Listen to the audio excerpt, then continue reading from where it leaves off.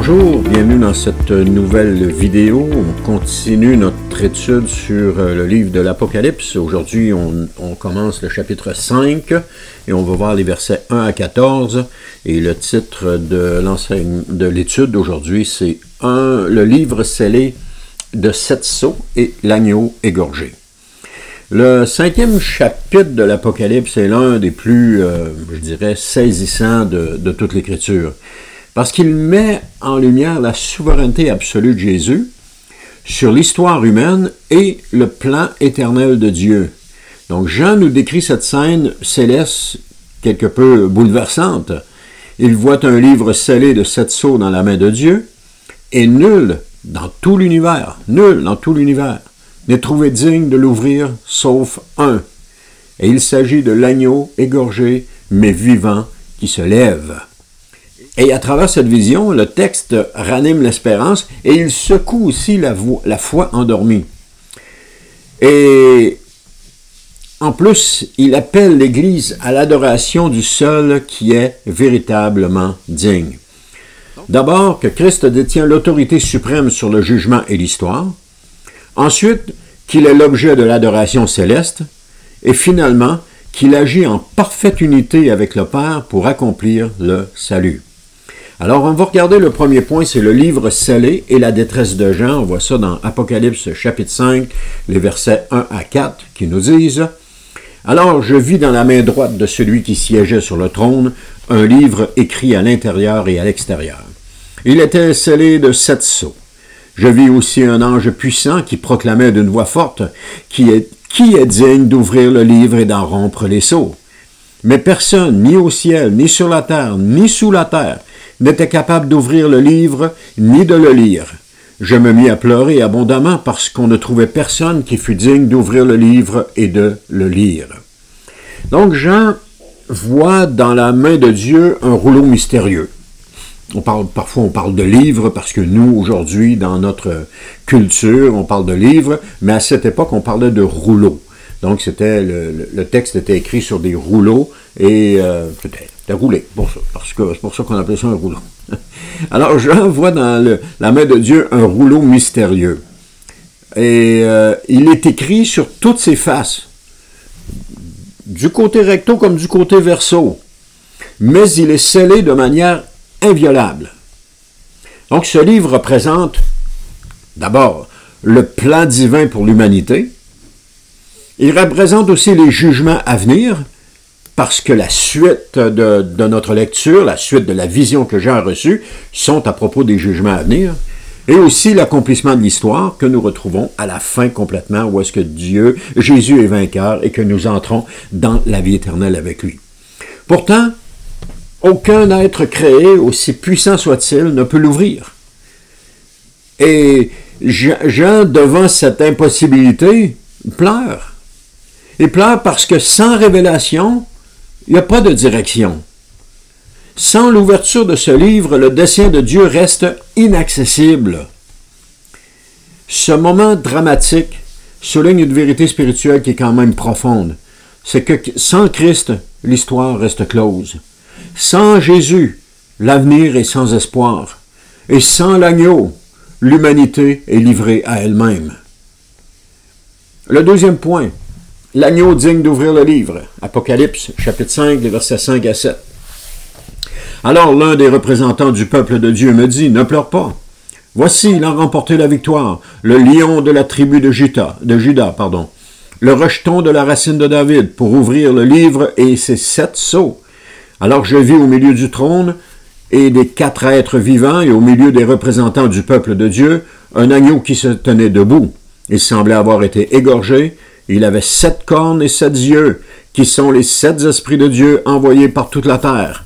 L'agneau s'avança pour recevoir le livre de la main droite de celui qui siégeait sur le trône. » Donc, on a d'abord ici, si on regarde juste une première remarque à propos de ce texte, c'est qu'on voit ici qu'on ne peut pas prendre le livre de l'Apocalypse de façon littérale, parce qu'il voit un agneau qui se tient debout, puis il semble avoir été égorgé. Il y a 7 cornes, 7 yeux, et donc avons-nous déjà vu un agneau de 7 cornes et 7 yeux? Alors on voit que c'est une image, et on va voir tantôt l'image, qu'est-ce qu'elle signifie. Donc face à l'angoisse de Jean, une voix rassurante qui va lui dire « Ne pleure pas ». Donc à partir de ce moment-là, l'espoir, pour Jean, l'espoir renaît. Celui qui est digne est là. Il est le lion de Juda, il est le descendant royal de David, il est le Messie promis. Mais ici, il apparaît comme un agneau debout, un agneau marqué par la mort, mais vivant. D'ailleurs, Satan va reproduire cette image avec la bête. Le fait qu'il est marqué par la mort, mais vivant, c'est ça que Satan va reproduire. Dans Apocalypse 13:3, Jean voit à propos de la bête, l'une de ses têtes paraissait avoir été frappée à mort, mais sa blessure mortelle fut guérie. Donc la terre entière fut remplie d'admiration et suivit la bête. Ici, comme je viens de vous dire, la bête imite la victoire de l'agneau. Une mort apparente suivie d'un retour qui suscite l'admiration. Donc la ressemblance extérieure cache une opposition absolue dans la nature et dans les fruits. Alors comme on vient de voir, l'agneau reçoit l'adoration des rachetés dans Apocalypse 5, 9 à 10, et dans Apocalypse 13, 8, la bête reçoit l'adoration du monde perdu. Donc c'est une falsification. Donc cette imitation nous avertit que l'ennemi utilisera toujours des copies trompeuses des œuvres de Dieu pour égarer. Et j'ai un article sur mon blog qui décrit bien cette contrefaçon. D'ailleurs, Jésus incarne à la fois le sacrifice suprême et la victoire absolue. Concernant mon blog, vous pouvez vous rendre sur mon blog. Vous voyez ici en bas de l'écran, www.comprendrelaprophétie.ca, et vous inscrire sur le blog. Et lorsque les nouveaux articles vont sortir, vous allez en recevoir un automatiquement dans votre boîte courriel. Et donc, l'article qui va sortir sur la contrefaçon, vous allez le recevoir parce qu'il n'est pas sorti encore. Donc, Jésus incarne à la fois le sacrifice suprême et la victoire absolue. Il possède 7 cornes. Les 7 cornes sont un signe de puissance parfaite. Parce que pour un bélier, sa puissance est dans ses cornes. Et c'est le chiffre 7 représente la perfection. Donc, les 7 cornes sont un signe de sa puissance parfaite. Les 7 yeux sont un signe d'une pleine connaissance qui symbolise la présence active du Saint-Esprit. Il parle des 7 esprits qui parcourent la terre. Donc, on parle de l'Esprit de Dieu dans toute sa plénitude qui parcourt toute la terre. L'agneau s'avance et prend le rouleau. Donc, ce geste manifeste une vérité centrale. C'est que Jésus est le seul qualifié pour déployer le plan de Dieu. Parce qu'il l'a scellé par son propre sang lors de son sacrifice sur la croix. Maintenant, au point 3, l'adoration de l'agneau par des êtres célestes. Apocalypse 5, versets 8 à 10, nous dit « Lorsqu'il eut pris le livre, les 4 êtres vivants et les 24 représentants du peuple de Dieu se prosternèrent devant l'agneau.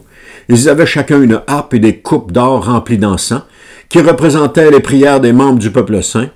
Et ils chantaient un cantique nouveau. Tu es seul digne de recevoir le livre et d'en briser les sceaux. Car tu as été égorgé, tu as racheté pour Dieu, grâce à ton sacrifice, des hommes de toute tribu, de toute langue, de tout peuple, de toute nation. Tu as fait d'eux un peuple de rois et de prêtres pour notre Dieu, et ils régneront sur la terre. » Donc ici, la scène s'élargit, et les êtres célestes tombent à genoux. Leur harpe accompagne un chant nouveau, une louange inédite qui est née du sacrifice de l'agneau. Donc, les prières des saints sont présentées comme un encens précieux. Autrement dit, rien de ce qui monte du cœur de l'Église n'est perdu dans le ciel. Et le chant proclame la raison de la dignité de Christ. Il a été immolé par son sang. Il a racheté une humanité entière sans distinction de nation, de langue ou de culture. On voit ici que le peuple de Dieu, c'est maintenant l'humanité entière qui est rachetée sans distinction, qui reconnaissent Jésus comme étant le Messie, leur sauveur, et qui mettent toute leur foi en lui pour recevoir la vie éternelle. Ceux qui rejettent Christ font partie des nations. Il n'y a pas trois groupes. L'Église, Israël, les nations, non. Il y a l'Église qui est le peuple de Dieu et les nations. C'est tout. Il y a seulement deux groupes. Et aussi, il a fait des racheter un peuple nouveau, un royaume de sacrificateurs appelé à régner. Donc, cette adoration céleste nous appelle à nous unir à leur voix dans la reconnaissance de l'œuvre parfaite de Christ. Maintenant, Apocalypse 5, versets 11 à 14, on va voir l'adoration universelle de Christ. Il dit, « Puis je vis et j'entendis la voix d'anges rassemblés en grand nombre autour du trône des êtres vivants et des représentants du peuple de Dieu. Ils étaient des milliers et des millions de millions. Ils disaient d'une voix forte, « Il est digne l'agneau qui fut égorgé de recevoir la puissance, la richesse, la sagesse et la force, l'honneur et la gloire et la louange. » Encore une fois, on a un hymne là, qui est adressé à l'agneau ici. « Et toutes les créatures dans le ciel, sur la terre, sous la terre et sur la mer, tous les êtres qui peuplent l'univers, je les entendis proclamer à celui qui siège sur le trône et à l'agneau soit louange et honneur, gloire et puissance pour toute l'éternité. » Les quatre êtres vivants répondaient « Amen » et les représentants du peuple de Dieu se prosternèrent et adorèrent. On a toute une image ici de l'adoration qui revient à Christ. Donc, à la louange des anciens des êtres vivants s'ajoute maintenant celle de l'armée des anges. Une foule innombrable proclame la grandeur de l'agneau. Et juste une parenthèse ici, lorsque ça se produit, l'Église n'est pas montée au ciel. OK? L'Église n'est pas montée au ciel. C'est pas l'Église qu'on voit là. Ensuite de ça, il est digne de tout recevoir. La puissance, la richesse, la sagesse, la force, l'honneur, la gloire, la louange. Alléluia! Il est l'agneau parfait. Puis, dans un crescendo final, c'est toute la création qui se joint à cette adoration. Le ciel, la terre, la mer, tout ce qui respire en gloire à Dieu et à l'agneau. Père et Fils sont adorés ensemble dans une parfaite unité. C'est véritablement le plus bel hommage qui est fait à l'agneau qu'on voit ici. Donc, en conclusion, un appel à l'adoration et à la soumission. Apocalypse 5 nous rappelle avec force que Christ est le seul digne d'ouvrir le livre, de dévoiler le dessein divin, de conduire l'histoire à son accomplissement. Il a vaincu non par la force humaine, mais par son sacrifice. Il a été obéissant, nous dit l'apôtre, jusque dans la mort. Il a payé le prix de notre rédemption et mérite désormais l'adoration de toute créature. Ce chapitre n'est pas seulement une vision céleste pour un autre temps. Il est un appel immédiat, un appel à reconnaître la seigneurie de Christ dans notre propre vie, à reconnaître et à respecter la seigneurie de Christ dans notre vie, à nous joindre à la louange céleste, à déposer nos vies devant le trône de Dieu. Et la question que j'ai envie de poser maintenant, c'est: es-tu uni à la voix de celle du ciel? Reconnais-tu l'agneau comme le seul digne de diriger ton histoire? C'est un passage qui est extrêmement bon parce qu'il glorifie l'agneau dans toute sa grandeur et sa splendeur. Et maintenant, j'aimerais vous dire merci d'avoir été à l'écoute et on se dit à la prochaine pour une autre vidéo, c'est-à-dire la suite de cet enseignement, de cette étude, sur l'Apocalypse.